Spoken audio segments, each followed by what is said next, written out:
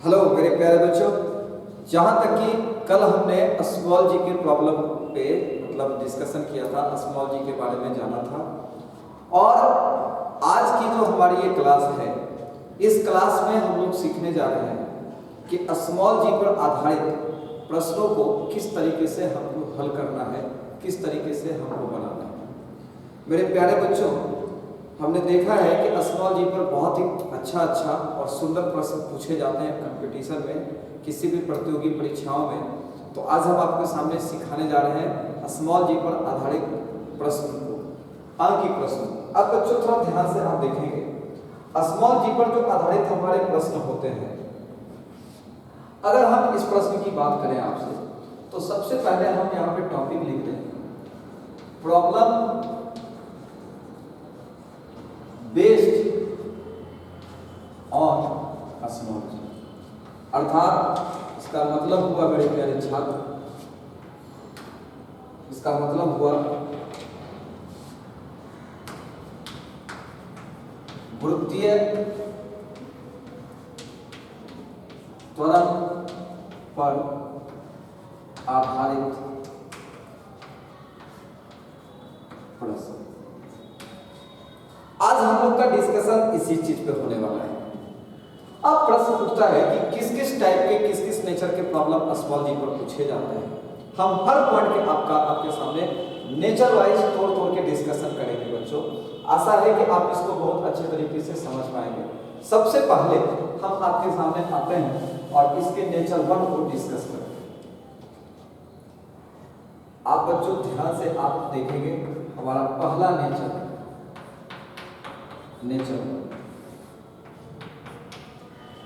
इस नेचर 1 में हम लोग देखेंगे किस तरीके से प्रश्नों को सॉल्व करना है और किस तरीके से प्रश्नों को बनाना है। मेरे प्यारे छात्र, क्वेश्चन क्या है, पहले क्वेश्चन देख लिया जाए। हमारा क्वेश्चन है बच्चों कि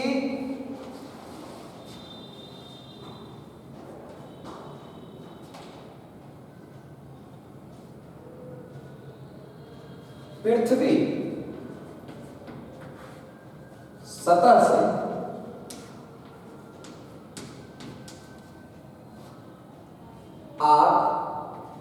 RE का मतलब हो गया रेडियस ऑफ अर्थ, जिसको आप बच्चे लिख सकते हो ऐसा भी 6400 किलोमीटर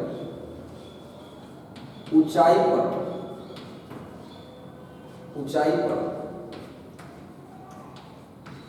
जाने से गुरुत्वीय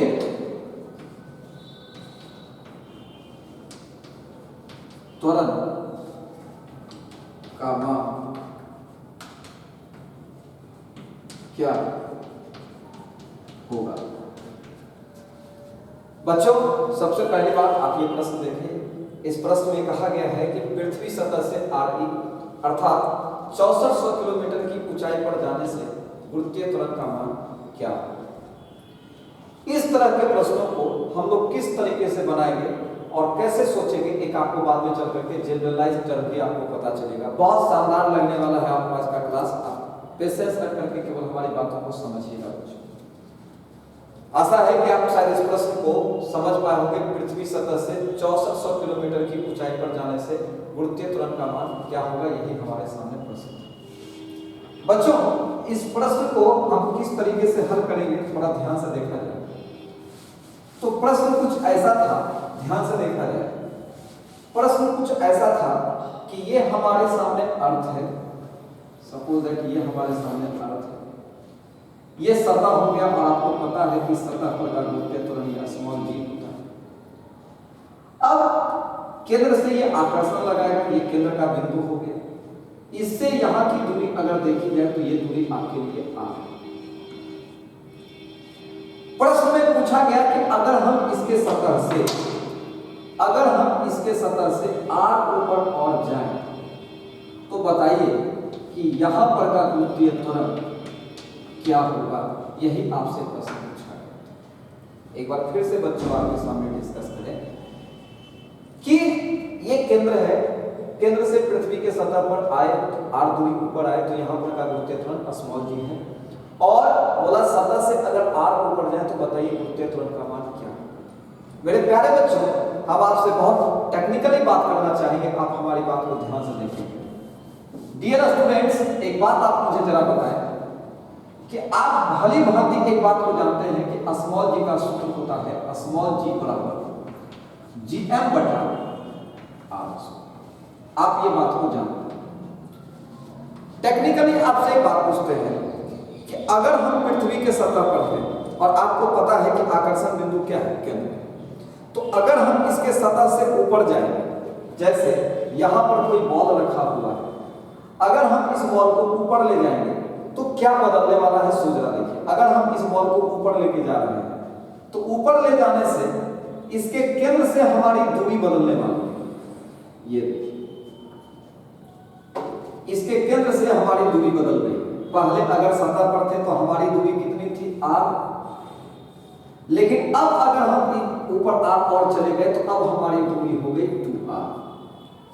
लेकिन एक बात बताओ कि यहां पर भी आकर्षण के लिए जिम्मेवार था आपका जो द्रव्यमान वो कैपिटल है, इसी से यहां पर भी आकर्षण बन रहा था, और यहां पर भी जाएंगे तो यहीं से आकर्षण होगा, यानी मास तो कांस्टेंट है, m कांस्टेंट है, कैपिटल G कांस्टेंट है, तो इसको हम यहां से हटा दें। लेकिन मेरे प्यारे बच्चों, आप मुझे बताओ और मैं बताता हूं कि जो भी चीज कांस्टेंट होता है वहां पे हम लोग क्या लिखते हैं बेटा, 1 बटा। लेकिन एक बात बताओ, पहले तुम्हारी दूरी कितनी थी r, अब दूरी कितनी है 2r, तो दूरी कितनी गुनी हो गई आपकी, पहले आपकी दूरी कितनी थी r, अब दूरी कितनी हो गई 2r, तो बाद वाली जो दूरी है ये 2r, ये पहले के दूरी की कितनी गुनी है 2 गुनी, यानी आपका जो ये दूरी है, ये जो दूरी ये 2 गुना हो गई, तो यहाँ r की जगह 2 लिखेंगे, लेकिन दूरी का ये स्क्वायर है तो 2 का क्या करेंगे स्क्वायर, यानी अब जो आपका g होने वाला है, यानी अब जो आपका g डैश मिलने वाला है वो इतना टाइम्स मिलेगा पहले का, और पहले आपका कितना था सतह पर g, तो आप यहाँ पर लिख दीजिए g, यानी आपका जवाब होगा मेरे दोस्त, आपका जवाब होगा g डैश बराबर g/4। That will be your correct answer, that will be your correct answer. बच्चों, हो सकता है कि आप इस प्रश्न को पूरी तरीके से ना समझ पाए हो, फिर से हम आपके सामने डिस्कस करेंगे, आप ध्यान से केवल हमारी बातों को समझते चलेंगे और हमारे सामने फिर अगली बातों को फिर से हम ला रहे हैं। और अगला प्रश्न हमारा क्या है सो भी जरा ध्यान से सुना जाए मेरे प्यारे बच्चों। प्रश्न कुछ इस प्रकार से है कि प्रश्न दिया कि पृथ्वी सतह से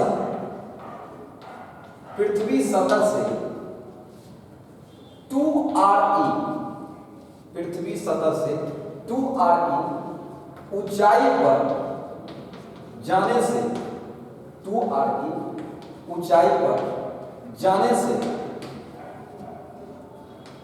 गुरुत्वीय त्वरण का मान क्या हो।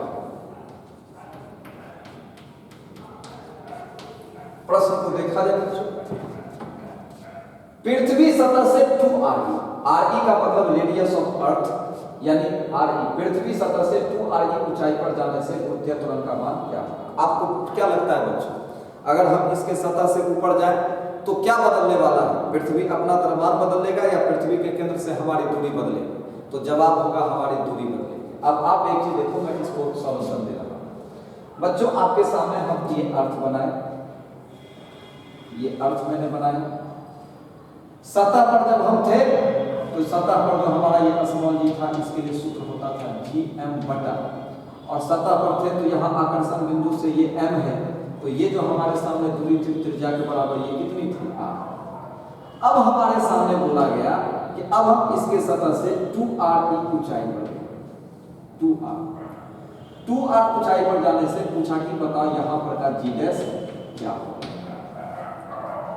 बच्चों, एक बात आप मुझे जरा बता दो, मैं डायरेक्टली लिखने वाला हूं कि g डैश बराबर g, यहां से स्मॉल g बराबर GM, और ये दूरी r है, तो बेटा पिछले क्लास में पढ़े हो GM बटा r²।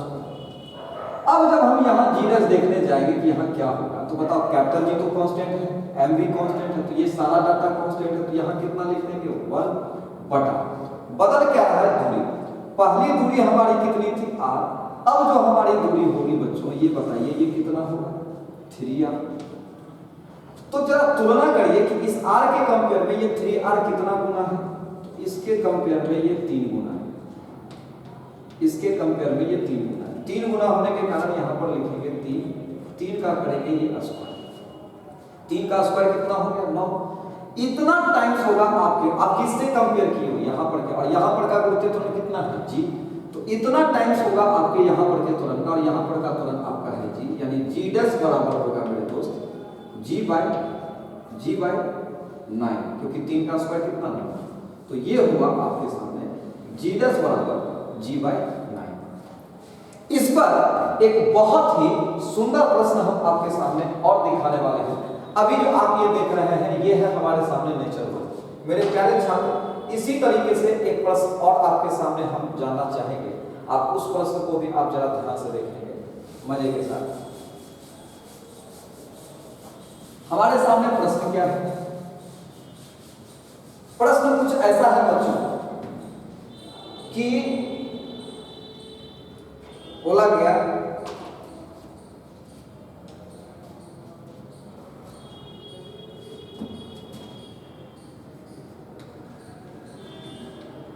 पृथ्वी सतह से,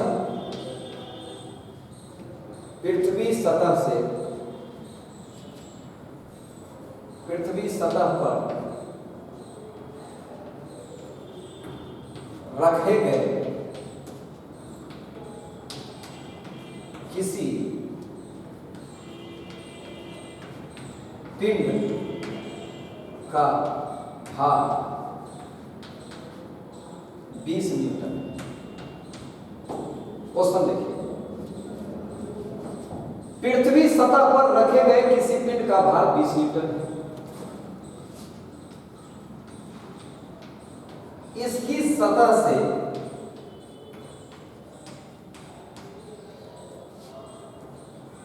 RE ऊंचाई पर जाने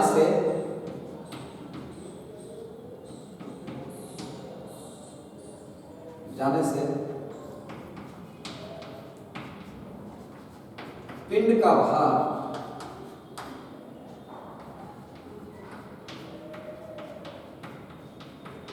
क्या,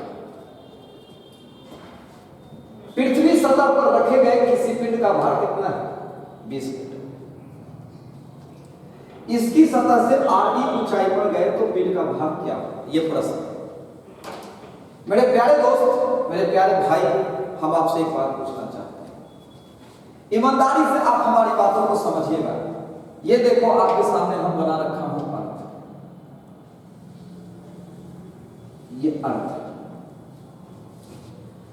आप एक बात बताइए, भार का तात्पर्य किससे होता है, वेट। वेट हमने आपको बताया था, भार एक प्रकार का बल, कौन सा बल है, गुरुत्व बल। सतह पर हम एक पिंड रखे जिसका द्रव्यमान माने हम स्मॉल m, और ये इसका आकर्षण बिंदु केंद्र यहां पर है, ये दूरी है r। तो मैंने आपको बताया था कि इस पिंड का भार, आप जरा ध्यान से देखेंगे, मैंने आपको बताया था कि इस पिंड का जो भार होगा मेरे प्यारे बच्चों, वेट, ये W, ये W बराबर होगा m और g। बहुत अच्छी बात है। अब ये स्मॉल m हो गया, और सतह पे यहां पे क्रियाशील स्मॉल g का मान gm बटा r। लेकिन प्रश्न कहा गया, और जरा देखना दोस्तों, ये बराबर है किसके, 20 न्यूटन।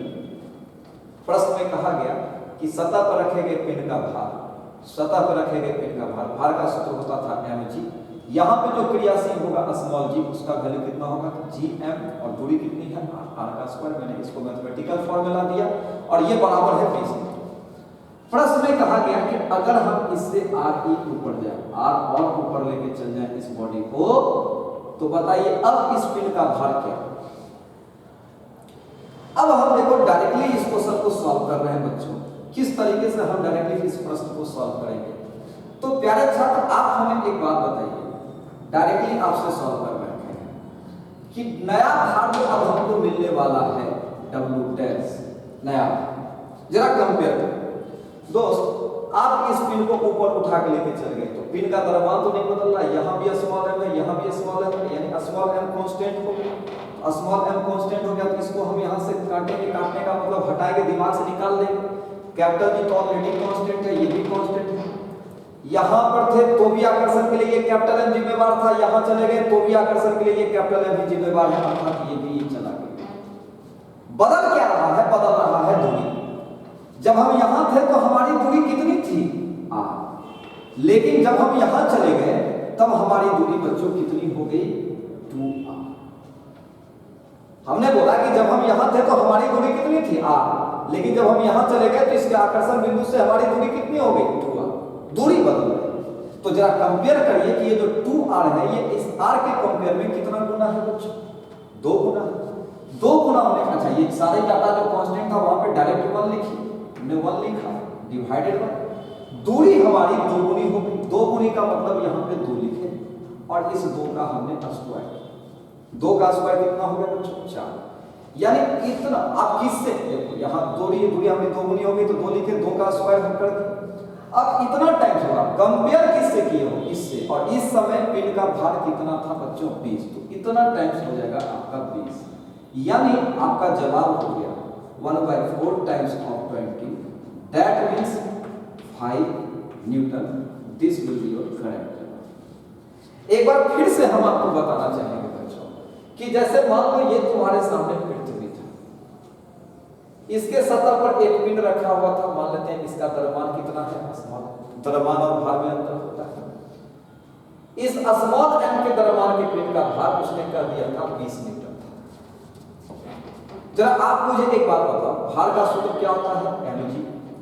अब m तो आपको पता है, लेकिन इस बिंदु पे क्रिया से स्मॉल g का मान कितना होगा? स्मॉल g के मान की बात अगर करता हूं आपके सामने तो बताइए, स्मॉल g बराबर gm बटा a स्क्वायर होता था। a दूरी होती थी, दूरी की जगह यहाँ त्रिज्या है जिससे मैंने r का स्क्वायर किया और इसका मान उसने दे रखा था 20। अब कहा गया कि अगर हम इसके सतह से r ऊपर गए, आप ही बताओ, अगर हम इस पिन को यहां से यहां लेके जाएंगे तो क्या ये स्मॉल m चेंज करेगा? नहीं करेगा। नहीं किया तो ये तो कांस्टेंट है। उसके बाद कैपिटल जी भी तो आपका कांस्टेंट है, ये तो ऑलरेडी कांस्टेंट होता है, यूनिवर्सल कांस्टेंट, इसका मान कभी बदलता नहीं। और आप एक चीज और देख लो, आप यहां रहो या यहां चले जाओ, आपका कैपिटल एम भी बदल नहीं रहा, यानी ये सारा डाटा कांस्टेंट था, जिसके कारण हमने यहां कितना लिख दिया बस।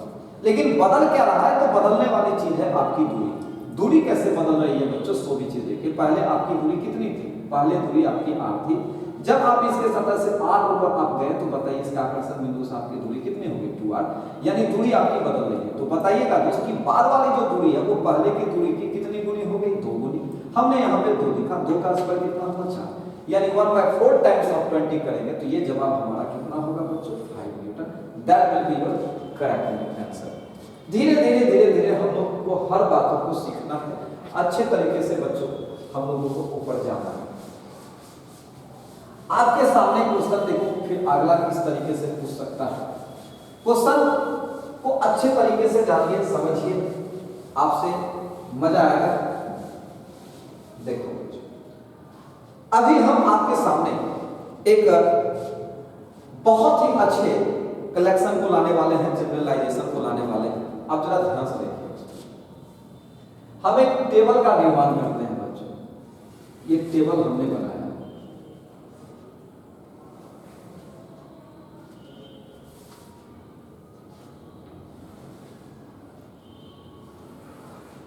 ये टेबल हमने बनाया और इस टेबल में आपको जनरलाइज करना है, आपको देखना है।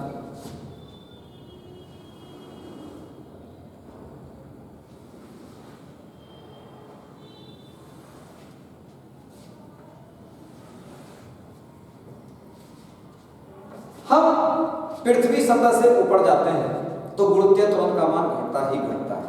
बहुत अच्छी बात है। आप पीछे भी पढ़े थे दोस्त। एक बात बताओ दोस्त, आपसे एक बात बताते हैं।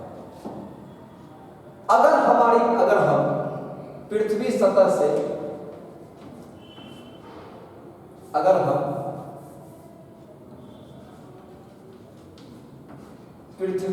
से ऊपर जाएं, पृथ्वी सतह से हम ऊपर जाएं। और पृथ्वी सतह से हम कितना ऊपर जाएं? तो पृथ्वी सतह से हम ऊपर जाएं r, ठीक। r ऊपर जाने पर हमारी वर्तमान स्थिति जो होगी, वर्तमान स्थिति, वर्तमान दूरी और पूर्व दूरी और नया जी जो आपको मिलने वाला है। पृथ्वी सतह से r ऊपर गए तो आप एक बात बताओ, अगर सतह पर थे तो हमारी दूरी कितनी? अगर हम सतह पर हैं तो हमारे आकर्षण बिंदु से इसकी दूरी कितनी? लेकिन अगर हम इससे r ऊपर जाए तो अब हमारी दूरी कितनी हो जाएगी? 2r।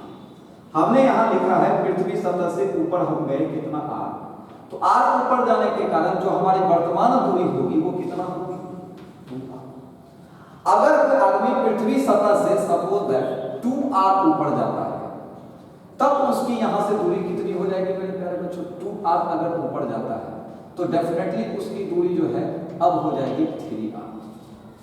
अगर 2r ऊपर जाता है तो 3r। अगर मान लो कोई बंदा 3r ऊपर जाता है तो डेफिनेटली उसकी दूरी जो अब होगी वो बच्चों कितनी हो जाएगी? 4r। And so on. अब एक बात, और पूर्व में आपकी दूरी कितनी थी? r। यहां भी r, यहां भी r। अब नया जी जो मिलने वाला है तो बताइए आप इससे ऊपर जाएंगे तो क्या बदलेगा? दूरी बदलेगा। तो चूंकि आप जानते हैं, क्या जानते हैं बच्चों, कि स्मॉल जी बराबर होता है gm बटा r स्क्वायर। जब हम ऊपर जाएंगे तो ये तो कांस्टेंट है जिसके कारण ये स्थिर रहेगा, बदल क्या रहा है? दूरी। तो नया जी जो मिलने वाला है तो बताइए पूर्व दूरी कितनी थी? r। अब कितनी हो गई? 2r। तो ये r है, ये 2r है, तो दूरी कितनी गुनी हो गई? 2 गुनी। 2 गुनी होने के कारण g डैश जो मिलेगा, अब आप मेरे को बताओ मेरे दोस्त, यहां से ये तो कांस्टेंट है 1 लिख दिया, डिवाइडेड बाय दूरी 2 गुनी है, 2 का स्क्वायर किए 1/4 टाइम्स ऑफ g, यानी अब जो मिलेगा वो मिलेगा g/4। इसके बाद अब एक चीज जरा देखिए कि अगर आप यहां गए तो ये कितना होगा? 3 होने के कारण g डैश बराबर 1/3 का स्क्वायर करेंगे तो भैया ये हो जाएगा g/9। अगर यहां देखा जाए तो ये कितना होगा? ये होगा g डैश बराबर, अगर देखा जाए मेरे प्यारे बच्चों तो ये होगा 1/, अगर आप 3r ऊपर गए तो यहां 4 गुनी हो जाएगी तो 4 का स्क्वायर करेंगे तो g/4। अब एक चीज आपको कंपेयर करना है, क्या करना है? सोच रहा है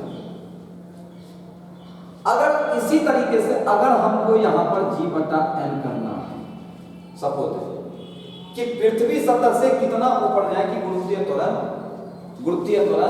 g/n हो जाए। क्या प्रश्न है कि पृथ्वी सतह से कितना ऊपर जाए कि हमारा गुरुत्वीय त्वरण g/n हो जाए? तुम एक बात बताओ दोस्तों, दूरी तो आपका यहाँ r ही रहेगा, हर जगह कांस्टेंट है तो यहाँ भी r रहा। लेकिन अगर यहाँ 16 है तो यहाँ 4 है, अगर यहाँ 9 है तो यहाँ 3 है, अगर यहाँ 4 है तो यहाँ 2 है। इसका मतलब क्या हुआ कि यहाँ जो भी चीज है उसका यहाँ स्क्वायर रूट है। स्क्वायर रूट होने का मतलब है कि अगर यहाँ n है तो ये √nr हो जाएगा। ये बात समझना, मैंने क्या बोला? अगर यहाँ 16 है तो यहाँ 4 हुआ, अगर यहाँ 9 है तो यहाँ 3 हुआ, अगर यहाँ 4 है तो यहाँ 2 हुआ, तो अगर यहाँ n है तो यहाँ √n हो जाएगा, क्योंकि आप इसका √n देख रहे हैं। अब एक चीज देखिए कि यहाँ 4 है तो यहाँ 3 है, यहाँ 3 है तो यहाँ 2 है, यहाँ 2 है तो यहाँ 1 है। इसका मतलब क्या हुआ कि अगर √n है तो यहाँ होगा √n-1 r। ये एक कंडीशन है, ये एक सूत्र डेवलप हो जाता है, और सूत्र किस प्रकार से डेवलप होता है हम आपके सामने बताते हैं। कल के दिन आपके सामने क्या करेगा? क्वेश्चन देगा। क्वेश्चन क्या देगा कि पृथ्वी सतह से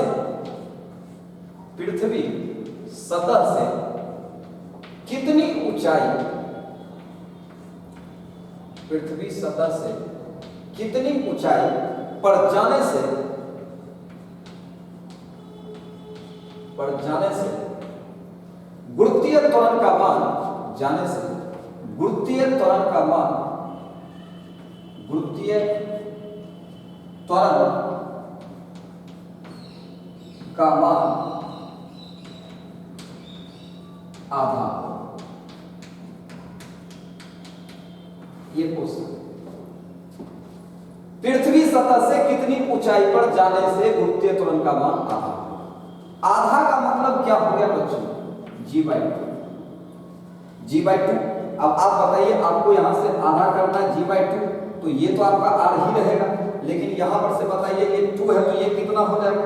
√2r, √2r। और आपको पता है यहाँ 4 है तो यहाँ 3, यहाँ 3 है तो यहाँ 2, तो यहाँ जवाब हो जाएगा √2 - 1, चूंकि उससे 1 कम है, इंटू कितना r, तो आपका जवाब हो जाएगा यहाँ से √2 - 1 इंटू r, √2 - 1 इंटू r।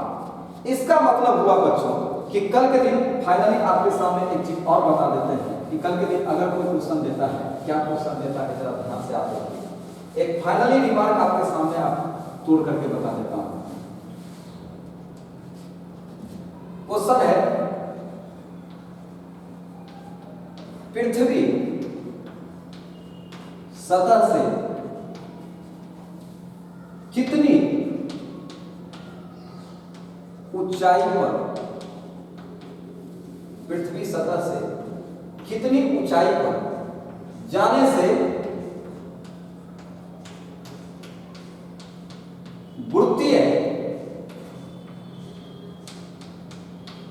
त्वरण का मान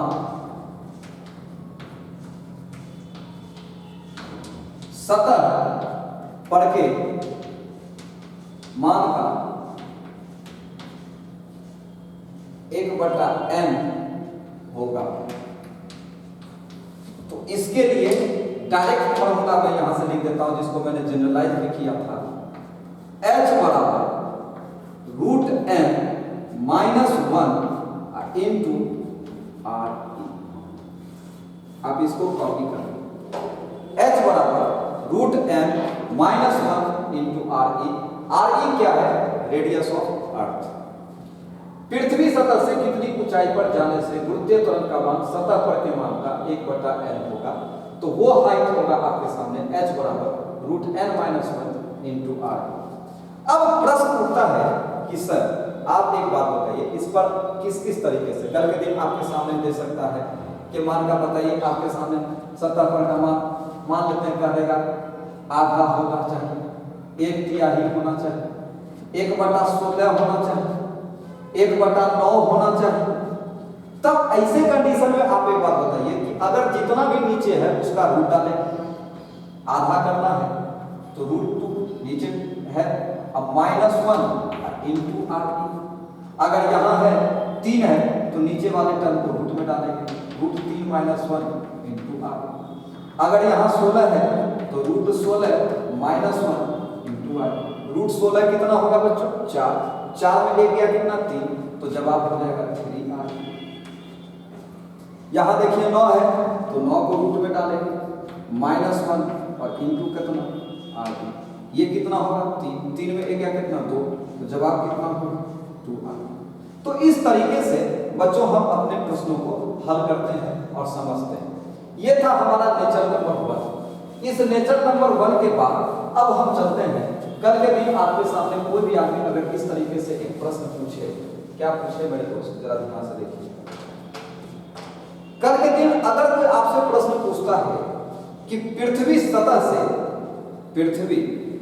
से मानते हैं दोस्त, आपके सामने क्वेश्चन देते हैं कि पृथ्वी सतह पर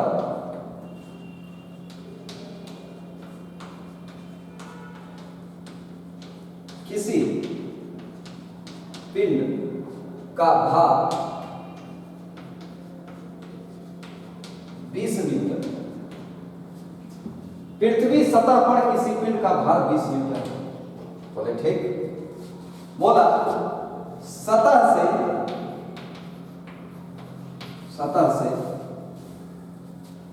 2re, यहां 20 की जगह 90 कर देते हैं बच्चों, 90 कर देते हैं। 2re ऊंचाई पर जाने से 2re ऊंचाई पर जाने से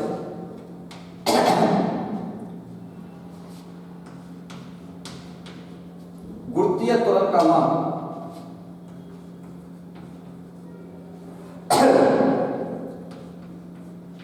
गुरुत्वीय त्वरण का मान क्या होगा, ये आपके सामने प्रश्न। अब इस प्रश्न को जब आप बनाने जाइएगा तो आप एक काम करिए बच्चों, कुछ नहीं करना, थोड़ा सा तो देखो, सबसे बड़ी बात है कि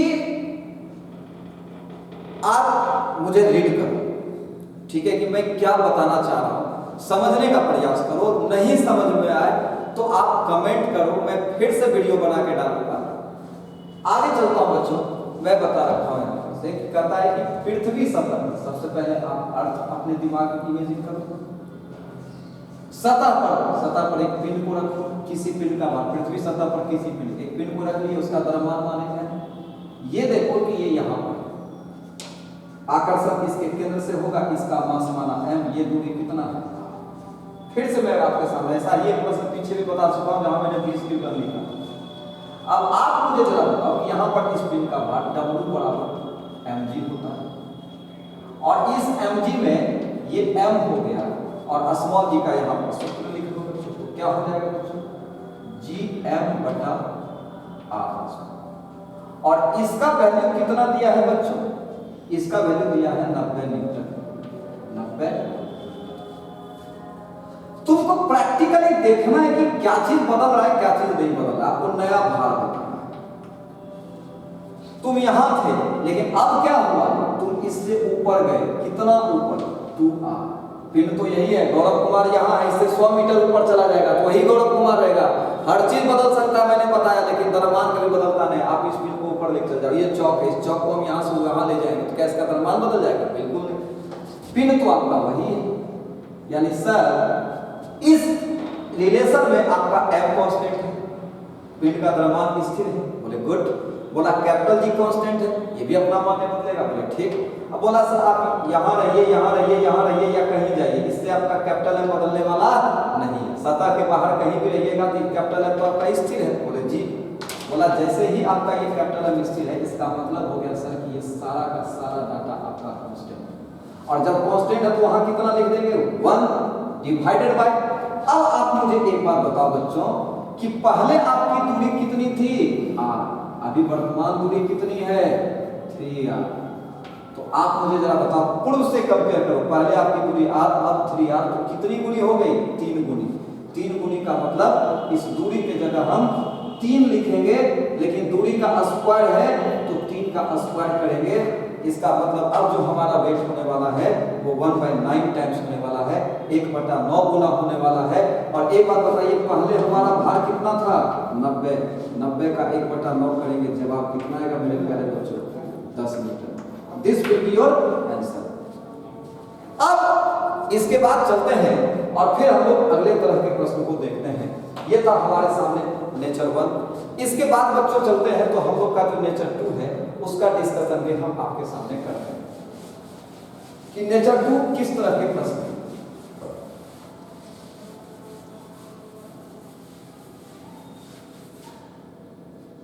अगर हम आपके सामने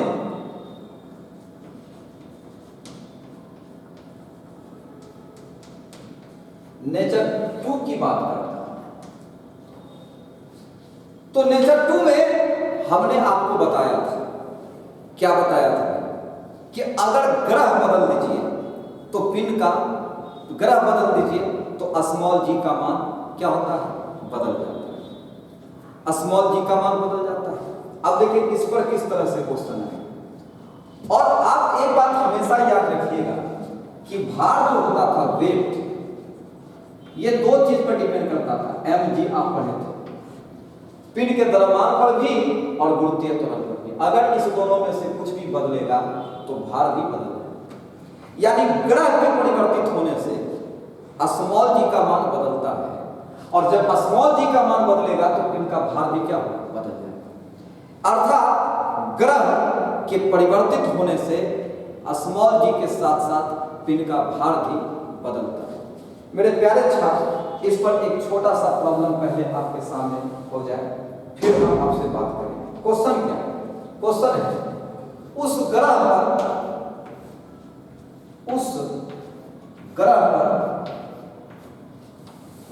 पर स्मॉल जी का मान क्या होगा? उस ग्रह पर स्मॉल जी का मान क्या होगा? का मान क्या होगा जिसका द्रव्यमान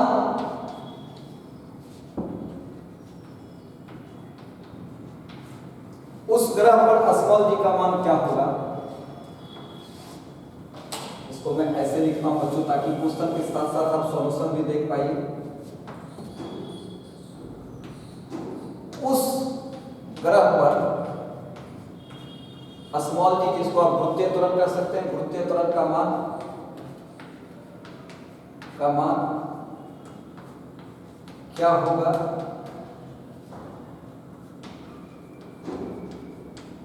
जिसका द्रव्यमान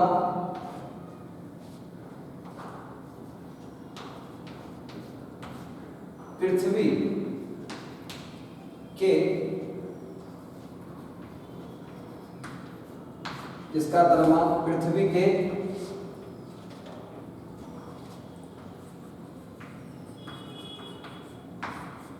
के द्रव्यमान का आधा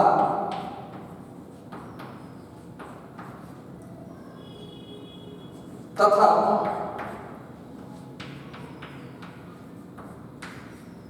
जिसका द्रव्यमान पृथ्वी के द्रव्यमान का आधा तथा त्रिज्या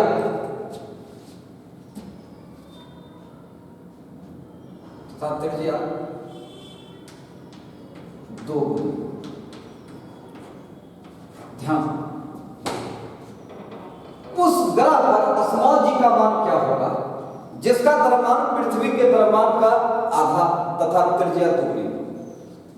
सबसे पहली बात, आपको स्मॉल जी के बारे में पूछ रहा है, तो स्मॉल जी का आप सूत्र लिख लो। स्मॉल जी बराबर होता है GM बटा A स्क्वायर, आप लिखो या R स्क्वायर लिख लो, कोई टेंशन नहीं है। दोस्त एक बात बताओ, इस प्रश्न को पढ़ने के बाद तुमको क्या दिख रहा है? ग्रह के बदलने से किस किस चीज में परिवर्तन आ रहा है? तो एक तो द्रव्यमान में आ रहा है। कैसे आ रहा है? तो जिस ग्रह पर हम जा रहे हैं उसका द्रव्यमान आधा हो जा रहा है। ओहो, द्रव्यमान भी बदल रहा है और साथ ही साथ आपका त्रिज्या भी क्या हो रहा है बच्चों? आधा। यानी इस रिलेशन में हमारा मास भी चेंज करेगा और आर भी चेंज करेगा। यानी कैपिटल जी तो कांस्टेंट, और अगर ये कांस्टेंट है तो इसको यहां से हटा दिया, बच गया द्रव्यमान। तो द्रव्यमान हमारा कितना हो गया? आधा। आधा को क्या लिख सकते हैं? 1/2। और त्रिज्या कितनी है? त्रिज्या हो गई आपकी कितनी बच्चों? आधा को बताइए। त्रिज्या जो है वो 2 गुनी है, तो यहां 2 लिख लेंगे, 2 का स्क्वायर।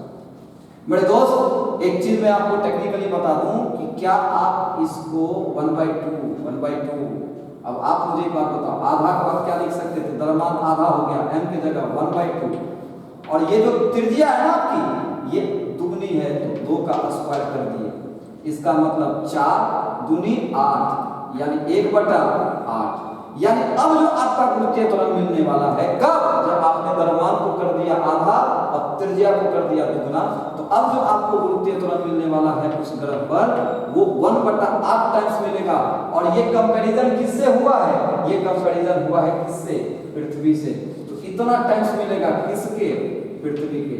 यानी उस ग्रह पर जो गुरुत्वीय त्वरण का मान होगा वो पृथ्वी पर के गुरुत्वीय त्वरण के मान का कितना होगा बच्चों? 1/8।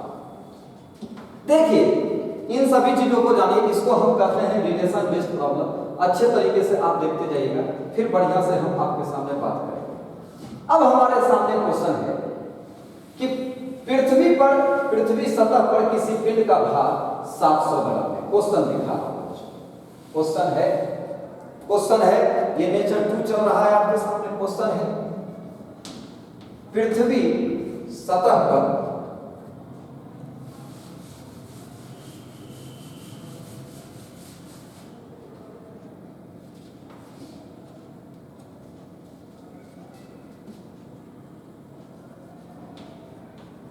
पृथ्वी सतह पर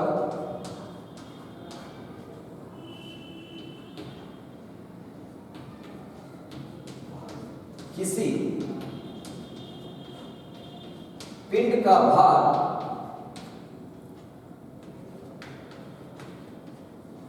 700 ग्राम है।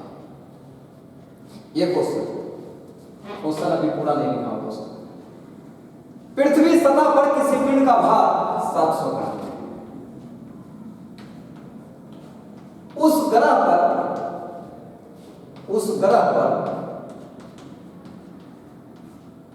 पिंड का भार क्या होगा जिसका द्रव्यमान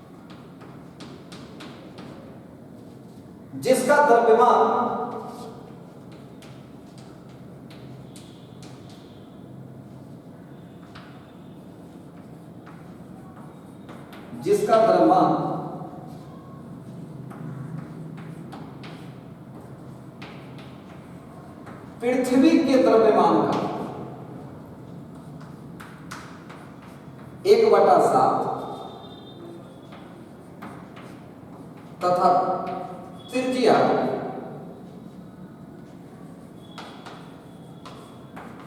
आधी।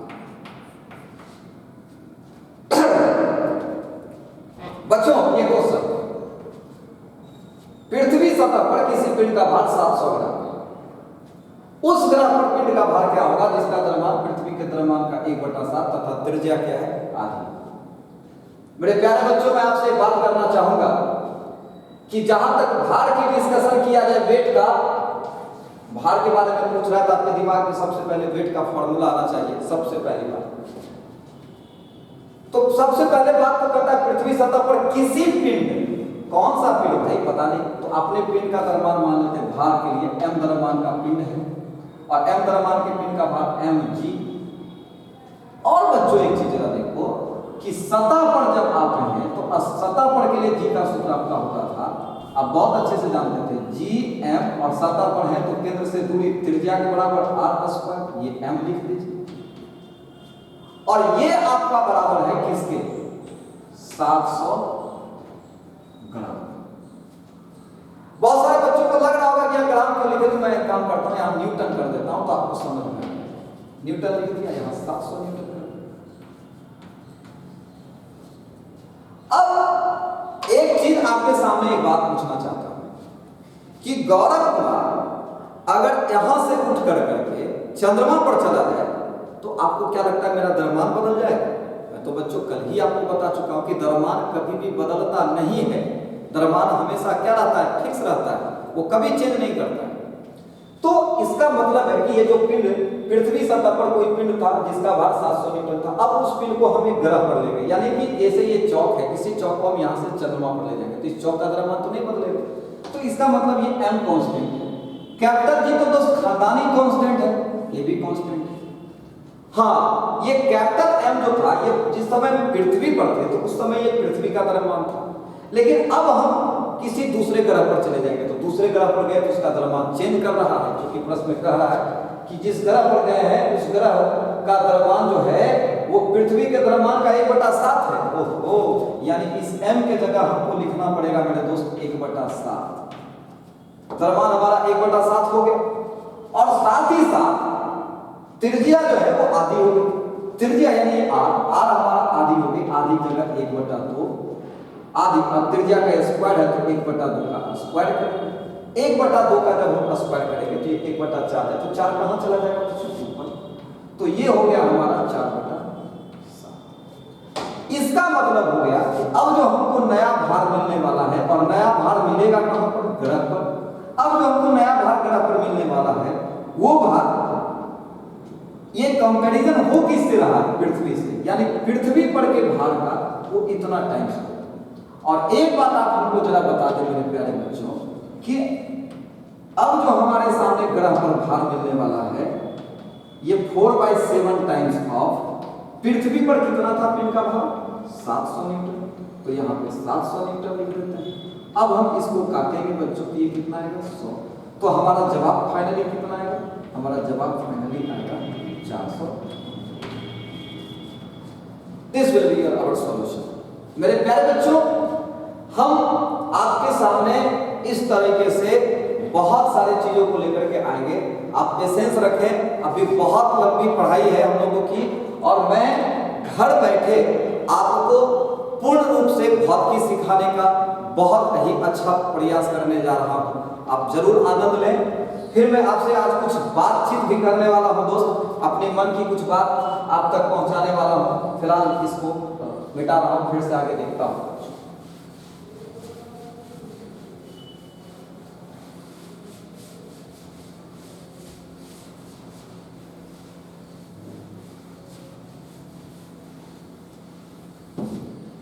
इसके बाद हम चलते हैं तो आपके सामने एक प्रश्न और भी दिखाना चाहेंगे।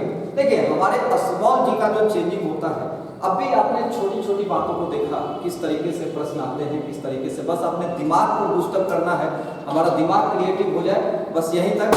और फिर मेरे प्यारे बच्चों, अभी जस्ट थोड़ी देर बाद हम आपके सामने अगला वीडियो लेकर के आएंगे, और उसमें हम आपको स्मॉल जी का नेचर 3 और नेचर 4 इन 2 टॉपिक पे डिस्कस करेंगे। थैंक यू दोस्तों।